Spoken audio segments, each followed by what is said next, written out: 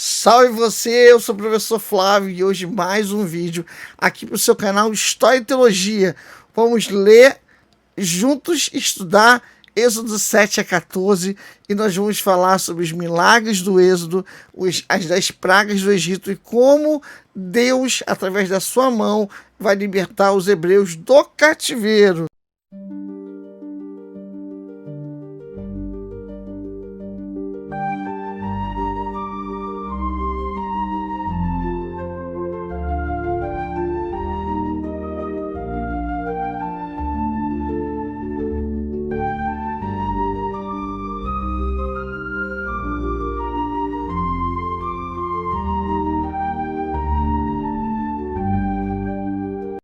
Êxodo 7 a 13. Vamos lá? Então, aqui em Êxodo 7, o Senhor fala a Moisés que ele deveria levar Arão, seu irmão, e se apresentar diante de Faraó. O Moisés se sentia muito seguro, porque ele falava que ele era pesado de falar, de boca e de fala.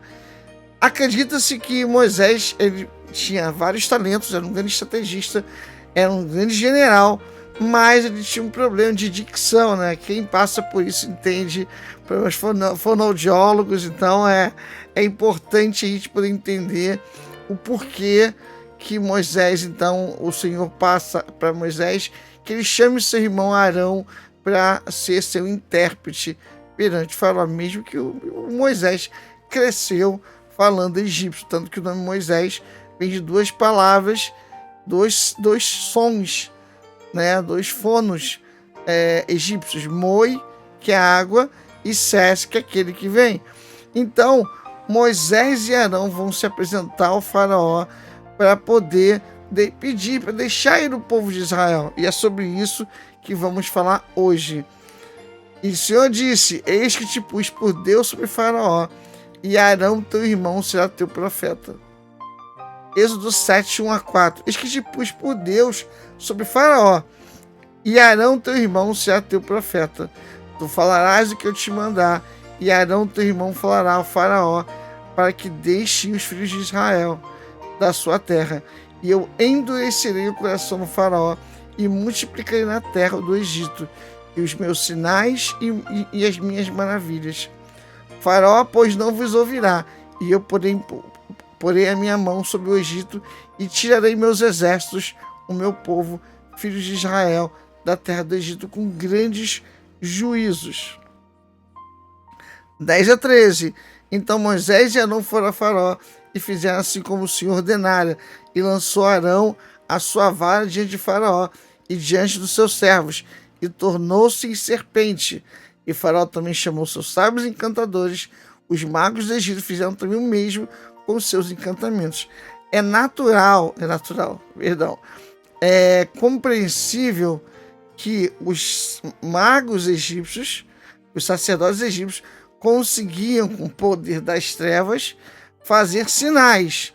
Porém, tanto o caso do cajado de Moisés, né, o cajado de Moisés, e no caso das pragas, eles vão conseguir fazer pequenas reproduções, mas nada se compara com os verdadeiros milagres do Senhor. Porque cada um lançou sua vara e tornaram-se serpentes, mas a vara de Arão, não é de Moisés, de Arão, tragou a vara deles, e o coração do faraó se endureceu e não os ouviu, como o Senhor tinha dito. Então aqui nós temos Arão e Moisés na corte do faraó, fazendo sinais e maravilhas, né? Ele transforma a vara de Arão em uma serpente. Os sacerdotes também fazem a mesma coisa, só que a serpente de Moisés, que era a vara de Arão, consome essas serpentes. E para a gente poder falar um pouquinho mais, eu queria convidar o grande Flávio Joséfos, o grande historiador, e ver o que ele fala sobre esse primeiro contato de Moisés com Ramsés, depois de quase 20, 30 anos dele fora. Diz o seguinte: o príncipe, em vez de ficar convencido, o príncipe é o faraó, enfureceu-se, disse que Moisés era mau e que depois de ter fugido para evitar a escravidão, se havia feito iniciar na magia, a fim de enganá-lo por meio de artes diabólicas. Mas ele, faraó, tinha também sacerdotes de sua fé, que poderiam fazer os mesmos prodígios. Assim, Moisés não devia se vangloriar de ser o único ao qual Deus concedera aquela graça, e nem iludir o povo simples, persuadindo que havia nele algo divino, e mandou buscar seus sacerdotes. Eles lançaram suas varas ao chão, e estas se converteram em serpente. Moisés, sem se espantar, respondeu ao rei: eu não desprezo, majestade, a ciência dos egípcios, mas o que faço está tão acima dos conhecimentos deles e de sua magia, quanto a distância entre as coisas divinas e as humanas. E eu vou mostrar claramente que os milagres que faço não têm como os deles uma vã aparência de verdade, para enganar os simples e os crédulos, mas procedem da virtude e do poder de Deus. Dizendo essas palavras, atirou a vara no chão e ordenou-lhe que se mudasse em serpente. Ela obedeceu a sua voz e devorou os dos egípcios, que pareciam ser outras serpentes. Voltou em seguida à sua forma primitiva, e Moisés retornou a mão. O rei, em vez de se admirar de tão grande maravilha, irritou-se ainda mais, e depois de ter dito a Moisés que a sua ciência e seus artifícios seriam inúteis, ordenou ao que tinha a direção das obras confiadas aos israelitas que aumentasse ainda mais essas obras para esses escravos. Assim, esse indivíduo mandou retirar a palha que costumava fornecer para os tijolos, de modo que depois de ter labutado durante o dia todo, tinham de ir procurá-la durante a noite, o que lhes dobrava o trabalho. Ou seja, nós vemos um faraó que realmente está com o coração endurecido. Tá? Mais um pouquinho, Moisés, sem se incomodar com as ameaças do rei, nem se comover com as queixas contínuas dos hebreus, que diziam que todos os esforços deles só estavam servindo para fazer o sofrer ainda mais. Continuou firme no cumprimento dessa missão, e como havia empreendido por uma ardente desejo de libertá-los, deliberou consegui-la contra a vontade do rei e contra a opinião deles mesmos.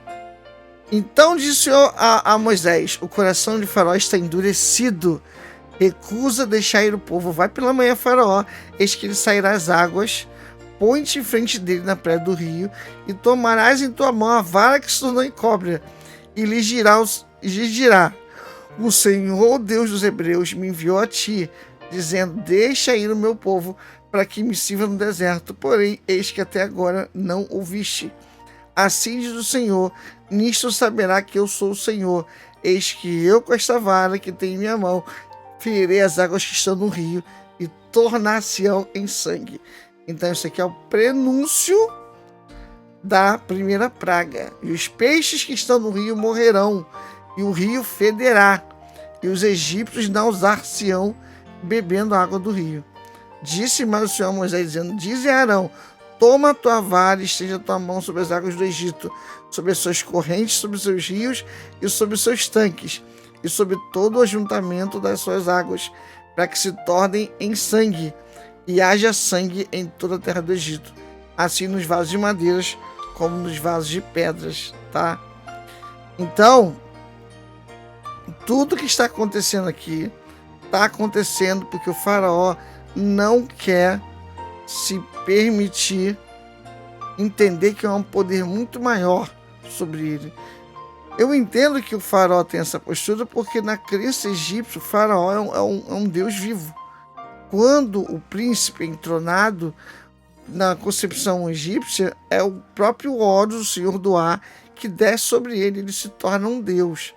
Então ele, como deus rei, não poderia aceitar que um outro deus estranho, um deus do deserto, estaria se manifestando para ele. Então, assim diz o Senhor, Êxodo 8:1, deixa ir o meu povo. E o faraó rejeita a mensagem de Moisés. Isso mostra que o faraó ele tinha, além de muita vaidade, ele não entendia as promessas que esse Deus falava. Porque se ainda recusares, deixa ir o meu povo. A mensagem do Senhor é essa: deixe o meu povo ir.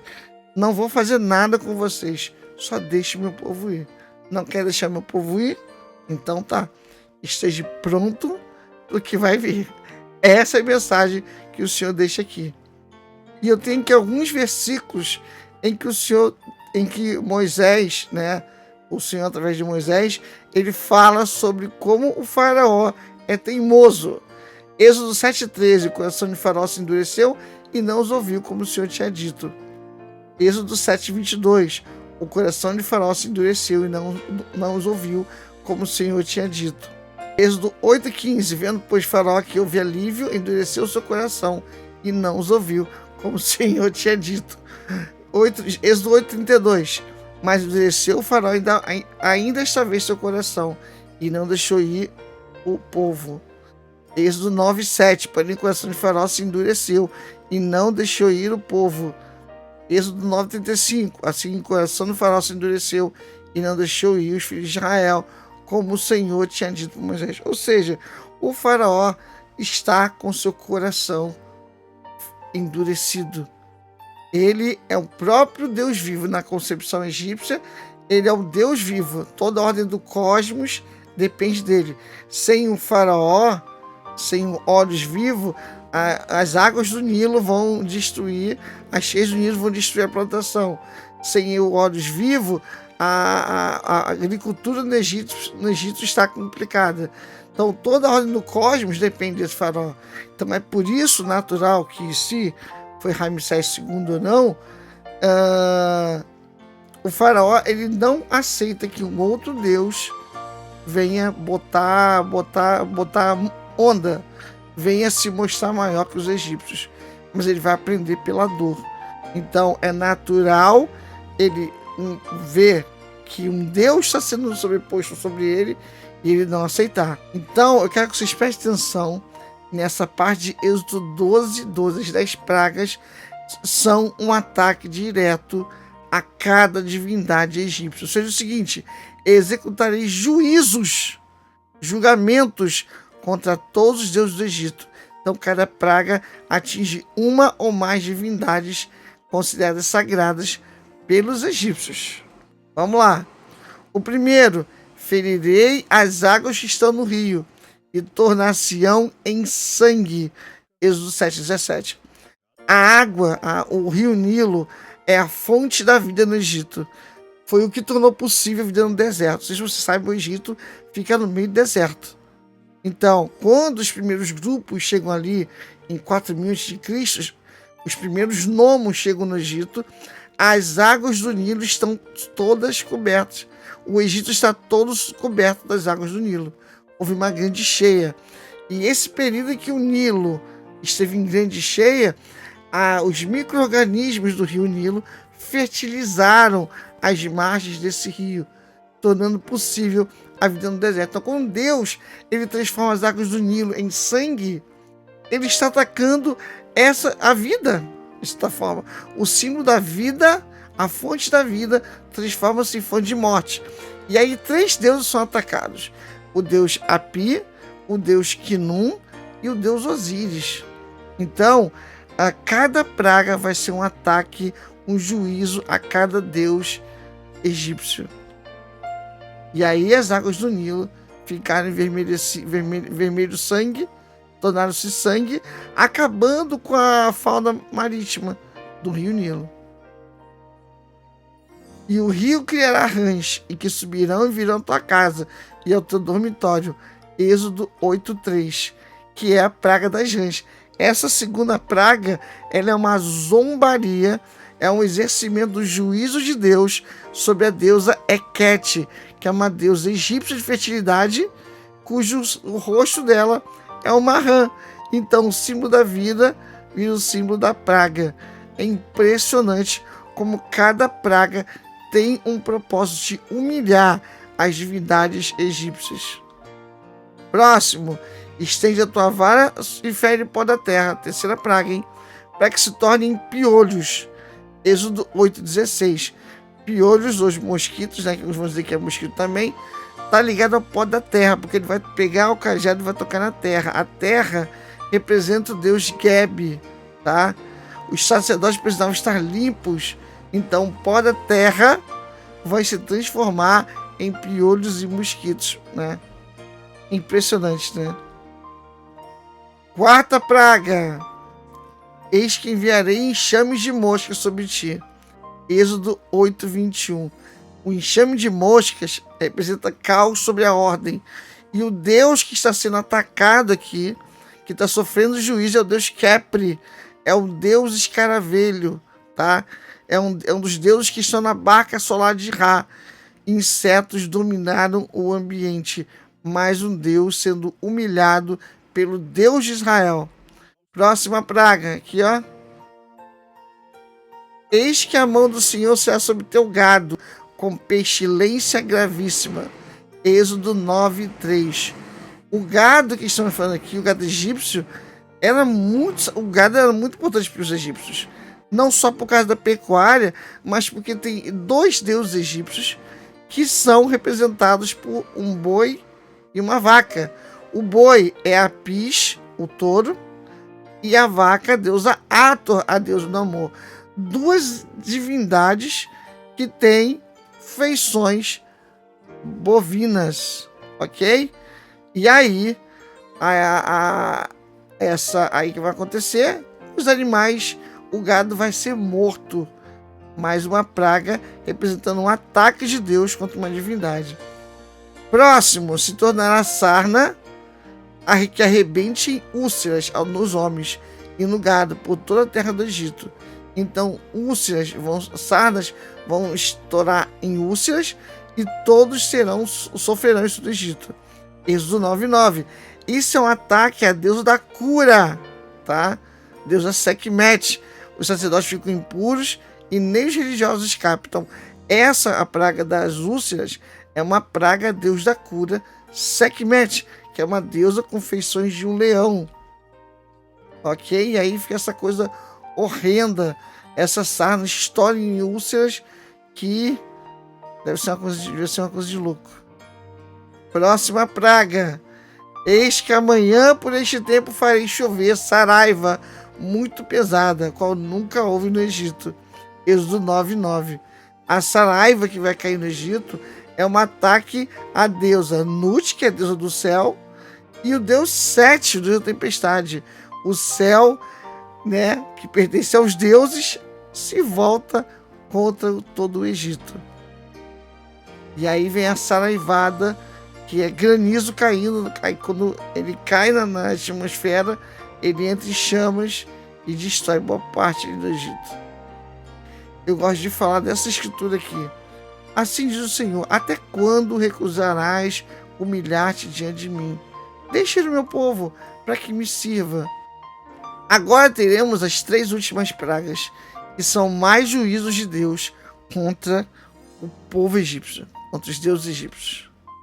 Estende a tua mão sobre a terra do Egito para trazer gafanhotos, para que venham sobre a terra do Egito e comam toda a erva da terra. Um dos grandes orgulhos do povo egípcio é a sua agricultura diversificada, sempre próxima ali ao rio Nilo. Então, quando vem os gafanhotos, é um ataque do deus Néper, que é o deus da colheita, tá? Então, a destruição dos gafanhotos é um ataque a mais um deus egípcio. E vamos lembrar que é o seguinte: cada vez que uma praga via, o faraó chamava Moisés e dizia: por favor, pede para tirar, que eu vou liberar seu povo. E sempre depois ele mudava de ideia. Então ele realmente tentou Deus, de toda forma possível. E aí os gafanhotos são enviados e a plantação dos egípcios é toda destruída. Depois nós vamos ter a penúltima praga, que essa aqui é uma humilhação ao Deus mais importante do Egito. Estende a tua mão para o céu e virão trevas sobre a terra do Egito, trevas que se possam apalpar. Êxodo 10:21. Bom, quando os egípcios olham para o céu e o céu não aparece a luz do sol, dentro da mitologia egípcia, todas as noites, o deus Ra, o deus do sol, ele entrava em guerra com uma serpente, um monstro que queria transformar o Egito em noite, chamado Apopis. Então, toda vez que o disco solar aparecia, representava que o deus Ra tinha vencido Apopis. Só que aqui, nesses 3 dias de trevas, o deus Ra foi vencido pelo Deus de Israel. Então, isso é o ataque ao Deus mais poderoso do Egito. Ra, o Deus do Sol, trevas totais por 3 dias. Imagina o desespero dos egípcios. Não sei se você sabe, os egípcios tinham muito medo da noite, pois acreditavam que à noite os demônios podiam vir, sair no meio da plantação, sair do Nilo e atacar os seres humanos. Então, 3 dias de pura noite deve ter sido traumatizante para os egípcios do Novo Império. E aí vemos Êxodo 12. E aí nós vamos falar da celebração da Páscoa, ou chamada em hebraico em Pesach. A Pesach é a Páscoa judaica. Êxodo 12, 5 a 9, o Senhor diz: o cordeiro cabrito será sem mácula. É o animal que será sacrificado para a Páscoa, representando Jesus Cristo. O cordeiro cabrito será sem mácula, um macho de 1 ano, o qual tomareis das ovelhas ou das cabras, e o guardareis até o 14º dia desse mês. E toda a Assembleia da Congregação de Israel o sacrificará à tarde, e tomarão o sangue e pô-lo em ambas as ombreiras e na verga da porta, nas casas em que comerão. E naquela noite comerão a carne assada no fogo, com pães ázimos, que é o pão sem fermento. Com ervas amargosas comerão, e não comereis dele cru, nem cozido em água, mas sim assado ao fogo, a sua cabeça com suas pernas e com suas entranhas. Então, a noite em que virá a grande praga final, a morte dos primogênitos, é a noite que seria celebrada a Pesach, a passagem. Pesach quer dizer passagem da escravidão para a liberdade. Então, eles deveriam fazer pães ázimos, ervas amargosas, pães ázimos porque é pão sem fermento, representando pureza diante de Deus, as ervas amargosas representando a dor, o amargo cativeiro, a amarga escravidão, e o cordeiro pascual, que é uma semelhança, é uma referência ao último e grande sacrifício de todos, que seria realizado por Jesus Cristo. Então, essa é a celebração que até hoje todos os judeus celebram. Nós, como cristãos, não somos judeus, mas celebramos a Páscoa, porque representa a ressurreição, quando Cristo veio e sofreu sua paixão e morte, e depois da ressurreição, nós celebramos a sua vida, porque ele é morto na 3ª hora da sexta-feira à tarde, no final do dia, e ele ressuscita no domingo de manhã. Então, para nós, a Páscoa é uma referência a Jesus Cristo. Por quê? Cordeiro macho, sem mancha, tá? E seus ossos não poderiam ser quebrados. Enquanto ele estava na cruz do Calvário, e era natural os romanos, na crucificação, quebrar os ossos das pernas para que o condenado morresse mais rápido. Jesus Cristo foi o único que, quando foi passada uma lança, foi passada uma lança dentro dele, saiu sangue e depois água. Quer dizer que o seu sangue tinha coagulado e ele tinha morrido. Então, nem seus ossos foram quebrados. Eles pegam o sangue do cordeiro que foi sacrificado, passam nas vergas, que é a parte de cima da porta, e nos umbrais, nas ombreiras das portas. E aí eles celebram essa data. Então a Pesach é uma celebração do cativeiro para a liberdade, e foi tornado por lei para que todo Israel comemorasse. Nós celebramos no domingo de Páscoa, porque representa a ressurreição de Cristo. Jesus Cristo foi o Cordeiro Pascual que morreu pelos nossos pecados. E a Páscoa é uma lembrança dessa liberdade, onde os hebreus se uniram em família, confraternizaram e lembraram que esse dia viria a libertação. Na véspera do seu sofrimento no Getsemane, na cruz, o Salvador celebrou também a Páscoa com seus discípulos. Tá? E hoje eu gosto de comparar esse momento com o sacramento, porque naquela noite o Senhor estabeleceu um dos ritos mais importantes do cristianismo, que é, alguns chamam de Eucaristia, a Santa Ceia, a comunhão, mas nós, membros da Igreja de Jesus Cristo dos últimos dias, chamamos de sacramento. Nós, todo domingo, nós comemos o pão como emblema sacramental do corpo de Cristo. Nós bebemos a água como emblema sacramental do sangue de Cristo. Então, o próprio Senhor e Salvador, antes de sua morte e ressurreição, na noite anterior ao seu julgamento, na noite do seu julgamento, e no dia posterior à sua morte, ele celebrou a Páscoa, a Pêssach, com seus discípulos. E Jesus Cristo é o nosso Cordeiro Pascual. O sacrifício que ele passou no Getsemane, onde ele sentiu a pressão, porque Getsemane em hebraico quer dizer prensa de olhos, tá? E era lá onde a azeitona era prensada. Então lá ele também foi prensado 3 vezes, e lá ele expiou pelos meus pecados e pelos seus pecados. Então a Páscoa é uma celebração também, a vitória sobre a morte e a ressurreição que Jesus Cristo nos proporcionou através do seu enorme sacrifício no Getsemane, na noite anterior, e depois na cruz do Calvário. Então, quando você pensa no Cordeiro Pascual, pensa que é Jesus Cristo. Cristo é o nosso Cordeiro Pascual, e ele sofreu para que não precisássemos sofrer. Hoje nós não celebramos a libertação do cativeiro do Egito, mas celebramos a vitória sobre a morte, porque Jesus Cristo foi o primeiro a ressuscitar, e ele é a primícia dos que dormem. Então, graças ao seu sacrifício eterno, nós poderemos sempre lembrar que nós estamos livres da morte, porque Jesus ressuscitou, e um dia todos nós iremos ressuscitar. À meia-noite eu sairei pelo meio do Egito, e todo primogênito na terra do Egito morrerá. Êxodo 11:12. E aí nós temos a última grande praga, a morte dos primogênitos. E aqui, esse ataque é ao próprio faraó, que é o Horus vivo. O deus Horus é atacado porque quando o primogênito do faraó morre, está morrendo aquela dinastia, está morrendo a continuidade. Então, a 10ª praga é um ataque ao senhor do ar, Horus, tá? Porque o faraó era visto como Deus vivo. E o filho dele mais velho morre. Aquele que daria continuidade ao seu governo morre. E ouviu-se muito choro e pranto.